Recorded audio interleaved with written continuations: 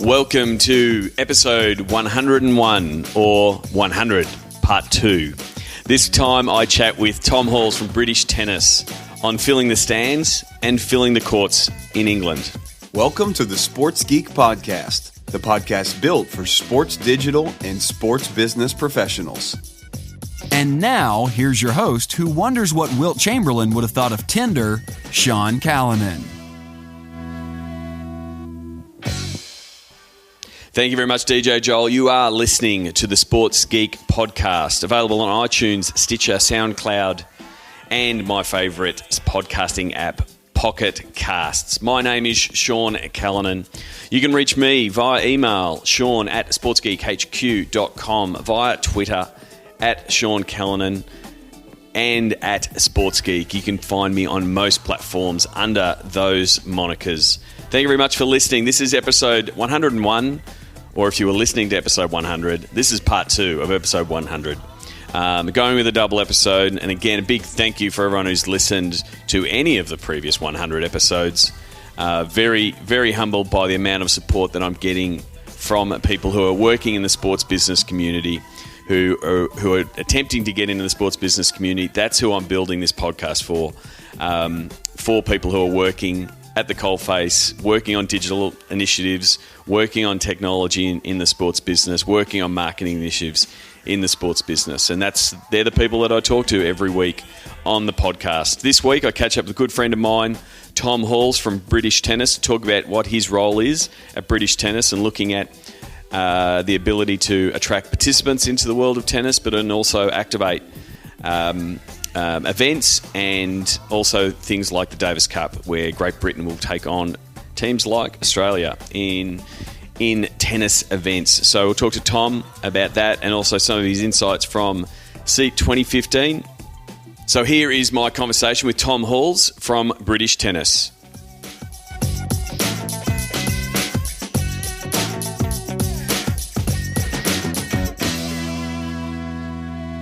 Very happy to welcome a good mate of mine all the way from London, Tom Halls, Head of Digital from Lawn Tennis Association in London. Welcome to the Sports Geek Podcast.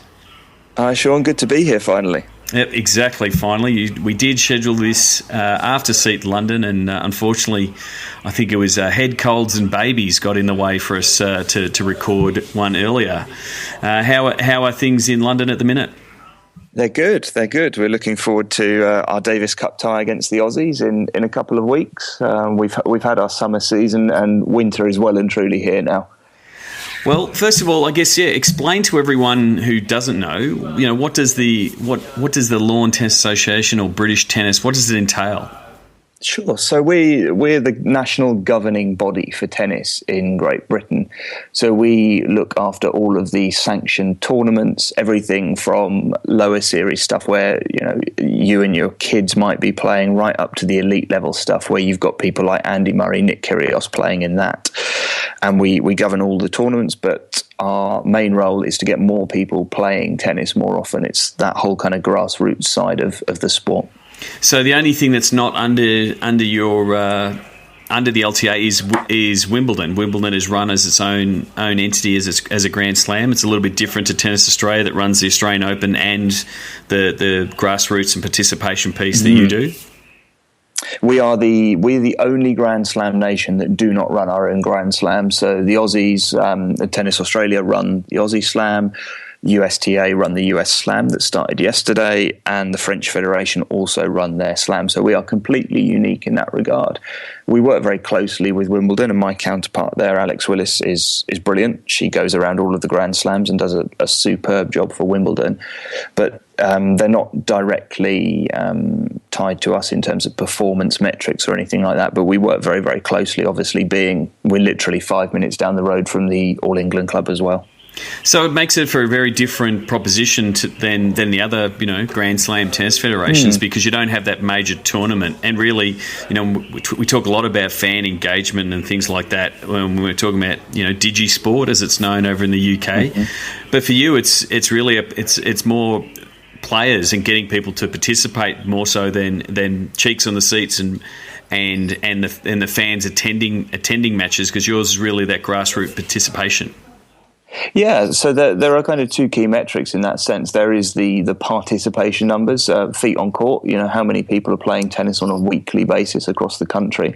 But we do have targets around our major events as well. So we've got 5 tournaments in the lead up to Wimbledon. It's like the US Open series, apart from they're not owned by, it's not the Wimbledon series.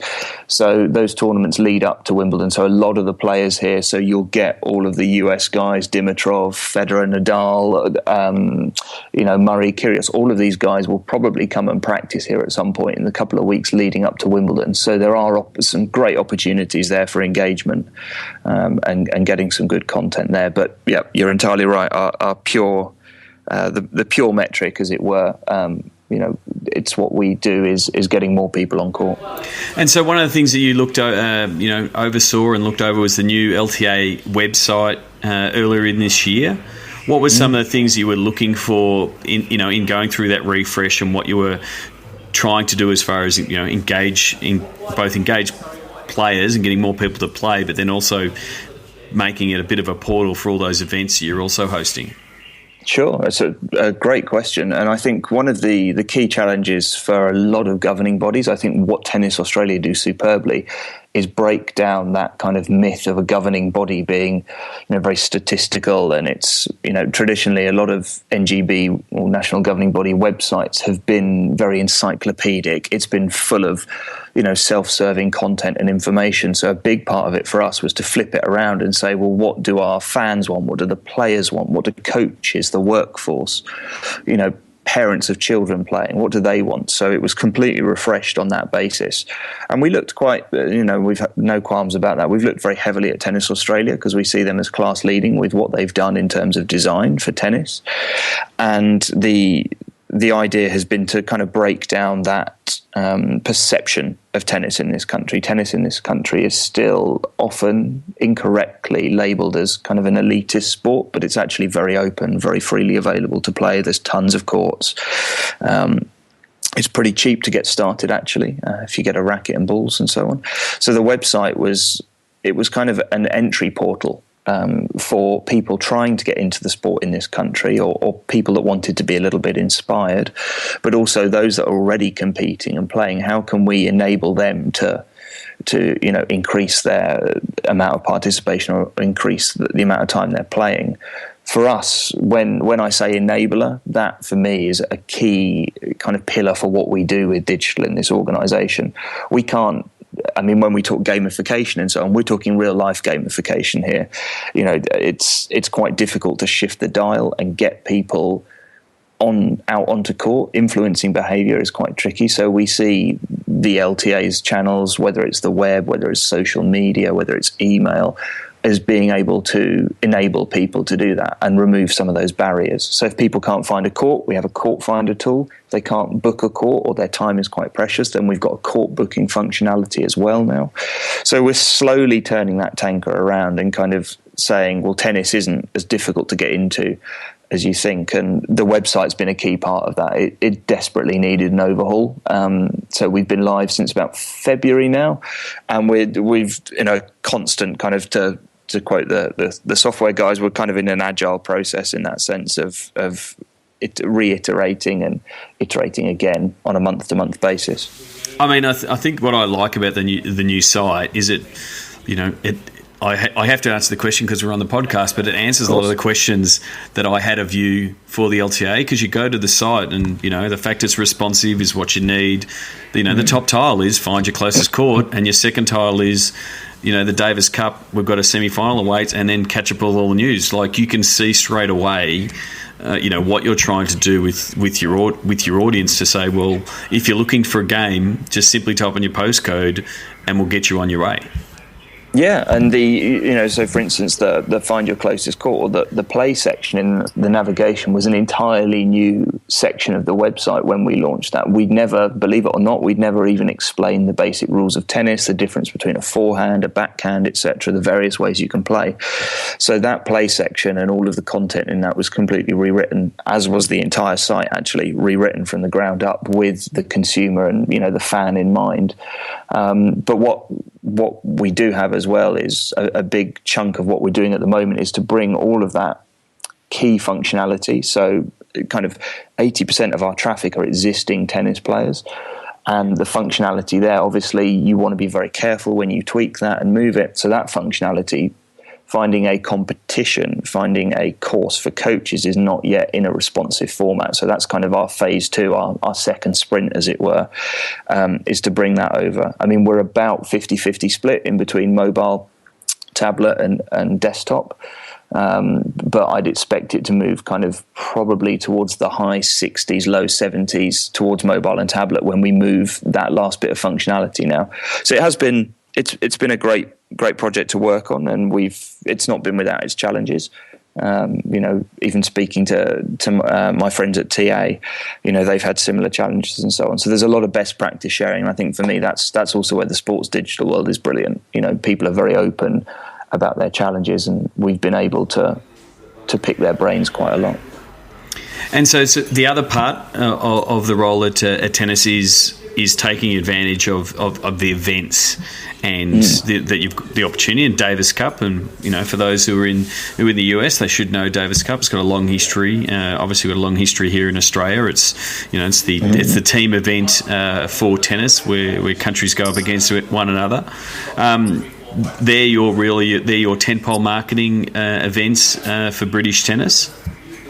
Yeah, they are. So I mean, we've been really fortunate with Davis Cup this year. The team have gone pretty deep in the draw. The semi-final against Australia, I believe, is winnable. And then you're looking at a pretty tough final, either Belgium or Argentina. But that's the first time in a couple of decades we've got this far in that. So that's done really well to extend the summer season, as it were. Tennis is quite seasonal here. We don't have the all-round weather that certainly you guys down under get, and also to an extent the guys in the States. So we have to work quite hard to extend that and keep people thinking about tennis. The US Open at the moment does a great job of that, but Davis Cup has been a key part. And the tournaments in the lead up to Wimbledon, the Aegon Championships, the Aegon International, the Aegon Open, all of these tournaments that we have do a good job of making people aware of tennis in this country. But there are, unsurprisingly, quite unique demographics to each of those events. So they certainly raise awareness. They're on most of them are on free-to-view TV channels, which is great for us. People can really watch a ton of tennis around summer. And Davis Cup will be free to view as well. So that will be a big piece, and obviously because it has Andy Murray and the guys, and it draws a lot of focus. So how do you do that balance? Because I think it's very similar to the football teams that have friendlies and ties every now and again in between World Cups. It's and you've got channels like Twitter that's always about joining the conversation. How do you manage that balance of what British tennis is tweeting and posting about all the time, and then going into Davis Cup mode, because you're really serving two fan bases at that point, where it's your super avid face paint cheering at the tennis type of fan to your casual tennis observer, or just someone who has a social hit. How do you have that balance and build up that hype without annoying both of those two very diverse fan bases? I mean, I think we do a great job in terms of not going too far with a lot of our social stuff. I mean, we recognise that our demographic on Facebook is very, very different to Twitter, to Instagram, and so on. So there's quite a refined content strategy behind each of those channels. We've got a good understanding that our demographic on Facebook are traditionally female, 35 kind of plus. So there's a lot of them are big Andy Murray fans. So the content is tailored and the frequency is tailored a little bit more that way. We have a number of products as well, much the same as Tennis Australia have Fast 4 and Cardio Tennis. We have Tennis Tuesdays and some very demographic driven products. So it's about personalizing that content wherever possible. We've done a big piece with Facebook with their advertising and looking at visitor groups and demographics to ensure that we're hitting the right people. And that's worked really, really well for us, in terms of ROI.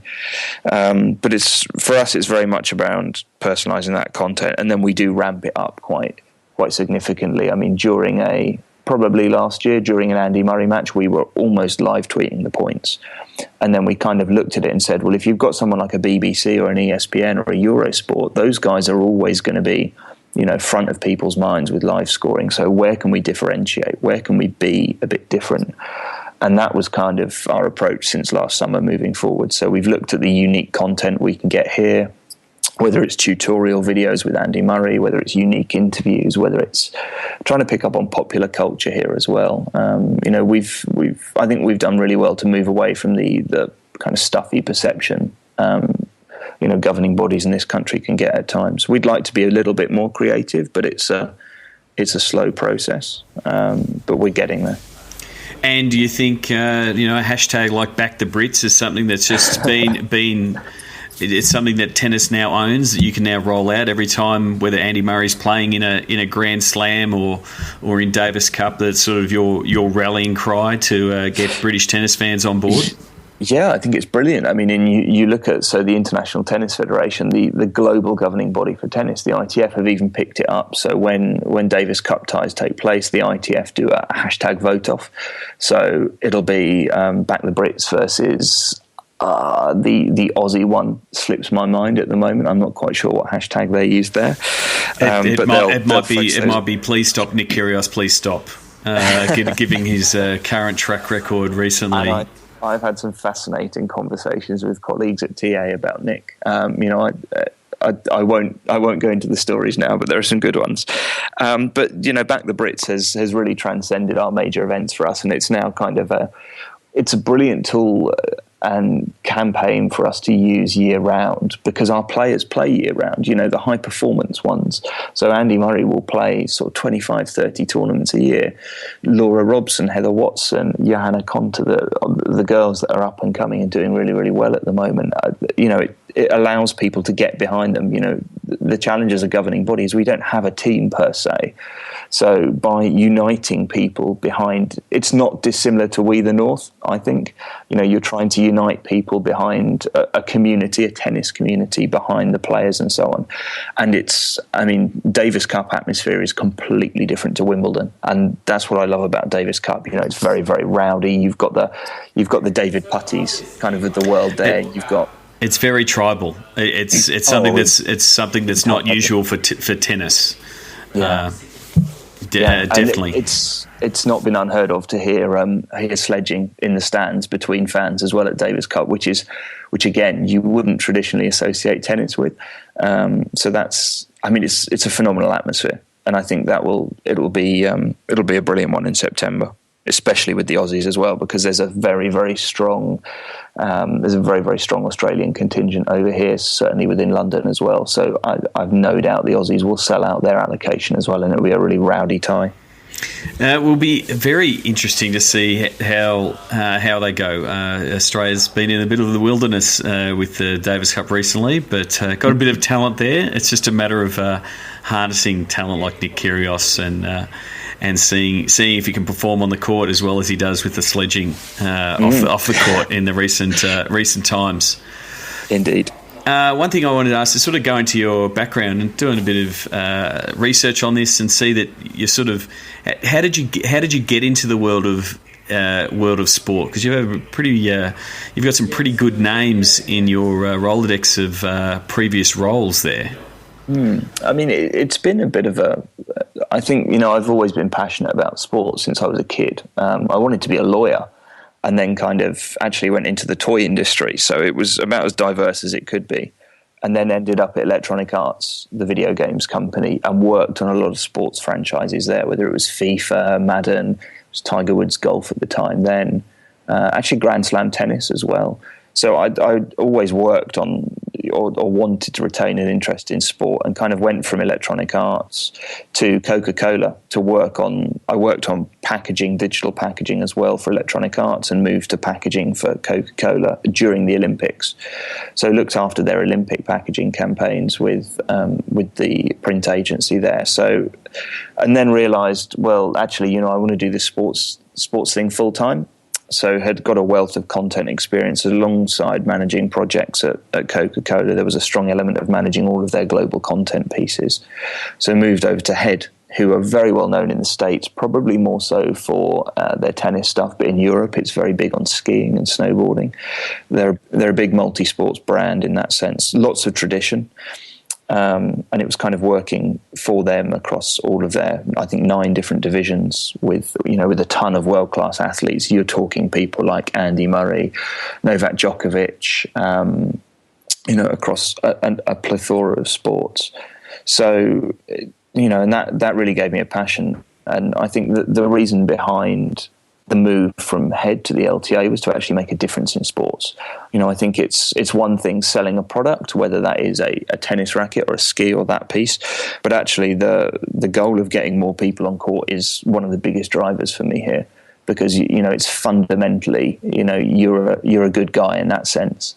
So I think that's been really appealing, and actually, the opportunity has been brilliant for the SEAT conferences and trying to gain some insight from the rest of the sports industry, because I think governing bodies are quite unique in that sense. Well, that's the thing. I was going to talk to you about some of your takeaways from SEAT, and one was one of the big ones which you listed in your blog post at tomhalls.com. Very good, grabbing your own domain name.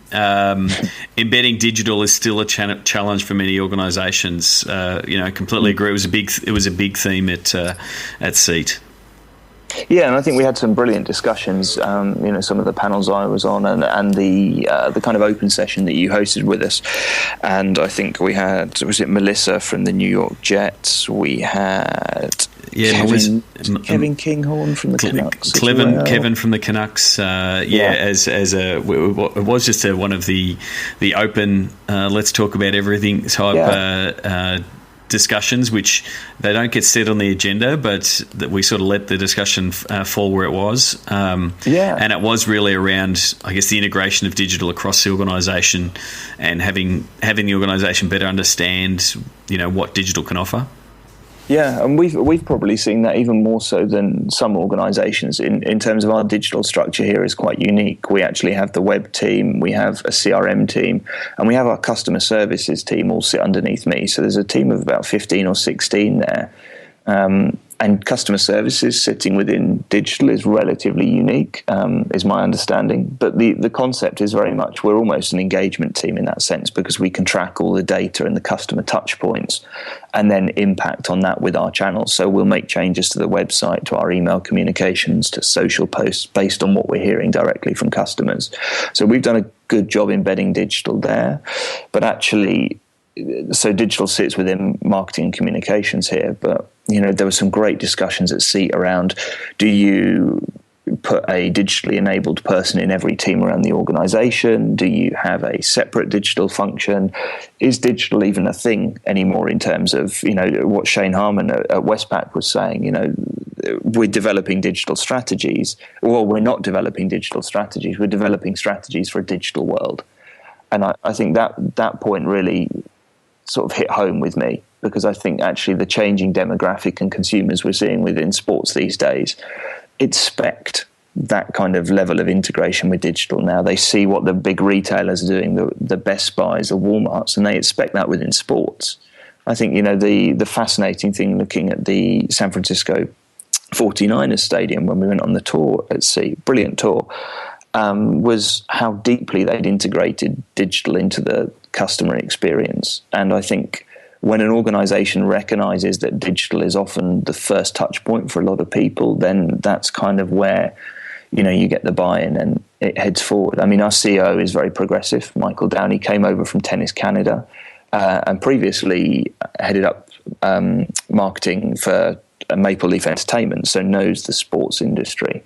And he's been a big advocate of what we do within digital. So I think actually it's we've been really lucky in that sense. But there's still a lot more organisations can do, I think. And hopefully going back to SEAT next year, which I'll be looking to do, I'm hoping that we've all made a bit more progress in that sense. Definitely. And the thing is, it's not that just digital is the first touch point. It's a constant ongoing touch point. It's it's not first is an easy one to sort of target, but it is, yes, that's how they've reached or found out about you. Then they go to the game and then they're looking at their device and then they're reading articles afterwards, or they're opening up an EDM. So it's that multiple touch point that digital needs to be integrated across the whole facet. Couldn't agree more. And one of the key things we're doing over the course of the next month or two is mapping out common customer journeys that touch digital or touch, our customer service team. I think, and I'll give Natalie Brown a big shout out here, because listening to her on the podcast last week, I think what those guys are doing in Melbourne, with the membership program and thinking about all of those potential touch points, that's where we'd like to be. Because I think when we truly understand that customer journey end to end for us, so what inspires you to get on a tennis court? What are all the touch points along that journey? That's when we can start influencing people and actually making changes to their behaviour. Yeah, exactly. The stuff that they're doing with the Lightning Rewards program that is, and the end game for them as far as mapping out what the customer is doing, the amount of data that they'll be able to get. Then it's about ascertaining what the data tells them and trying to, like you just said, influence them to either buy a ticket or play tennis. One thing I did want to touch on, you did tell me before we go, before we started, you are looking for a new challenge and taking on a new challenge. I am. I've looked and I found, or rather, I was hoodwinked away, or as we might say over here. So I'll be joining Formula E, the new electric racing car championships global. So it's a bit of a challenge, bit of a change from thinking about GB and Great Britain and thinking globally. So I think what there will be is there'll be a fantastic opportunity for hopefully someone listening to the podcast, to look at that role as I step out. Yeah, so once this does get published, as I said to Tom before we got started, I've done a few interviews post-seat, so this will get published very soon, and hopefully I will get the links for someone to come in and potentially fill your very big shoes, because it will be big shoes to fill there at the LTA. Tom, before I finish up, where can people find you on the internet, and what is the best way for people to get in touch with you? The Twitter, probably. I'm TG Halls on there, G for Graham. Generally tends to be sports biz stuff. I'm on LinkedIn. I've got my own website in terms of tomhalls.com. It's not probably as regularly as updated as it should be. And I see from your Vine account, you're already starting to use your children to produce viral content. Yeah, so it's a great clip. Actually, if people haven't seen it, I am on Vine as well. I think it's probably TG Halls as well. I'm not a sports biz related, but the idea is we'll get them into sports. And actually, but on that basis, that piece has been picked up. I don't know if you have the show there in Australia. I've got a show here in the UK called You've Been Framed, which is basically funny home videos. Yes. And that's actually going to be picked up and played on the show now as a result of them seeing it on social media. Oh, terrific work. The power of social media. As someone who has gone viral myself, I look forward to seeing his career grow over time. But I'll put a link to that Vine and give it a few more loops in the show notes. Thank you very much, Tom. I'm looking forward to catching up with you again at Seat London next year once we lock in the date and everything is sorted for April next year. And I'll speak to you then. Absolute pleasure. Thanks for having me, Sean. Cheers, mate.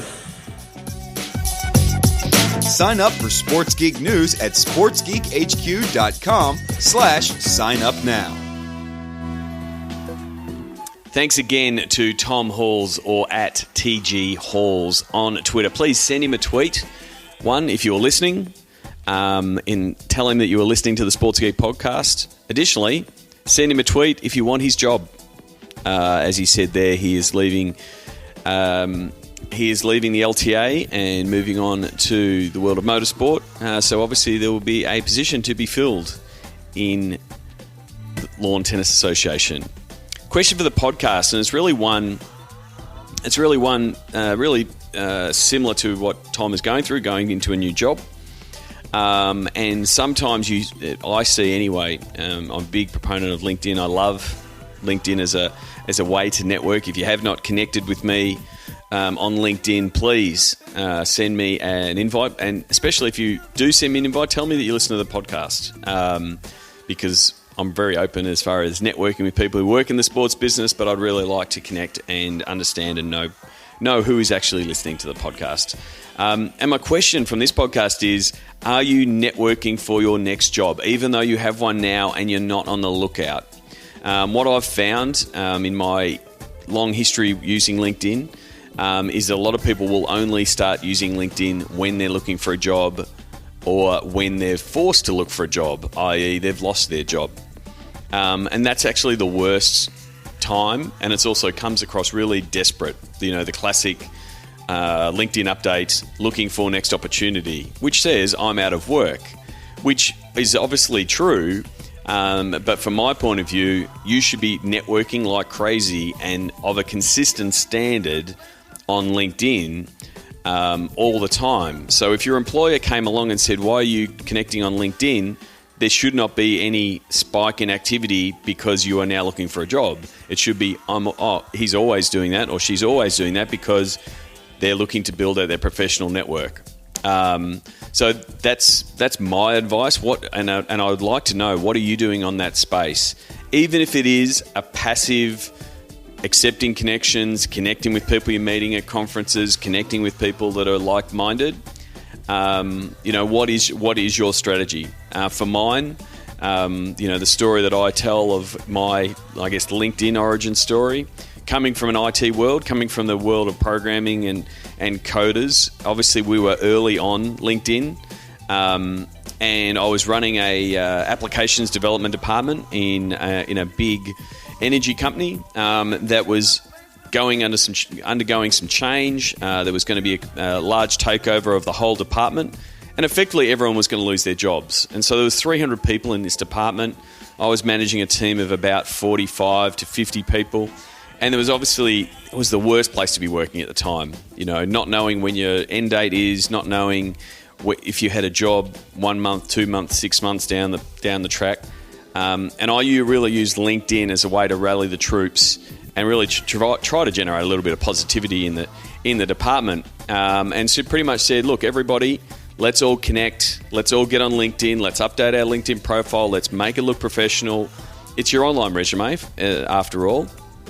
And it really shows, who you are and what you know, in my opinion.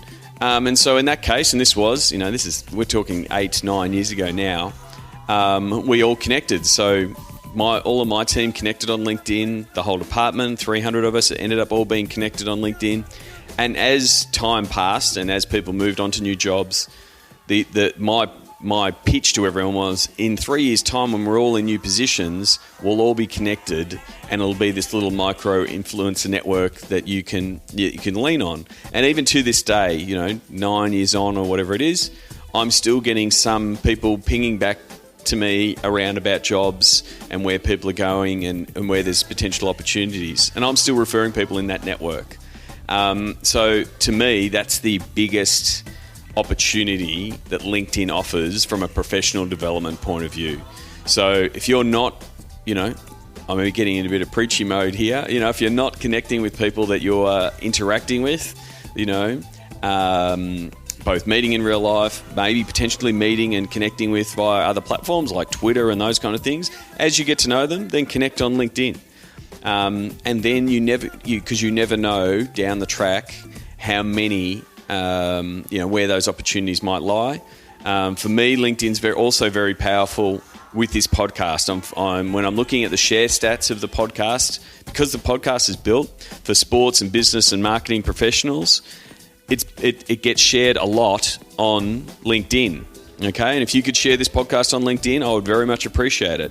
I can see by the numbers that it is getting shared on LinkedIn, because my description of LinkedIn is it's Facebook for suits. It's where people connect from a professional point of view, whereas Facebook is more personal.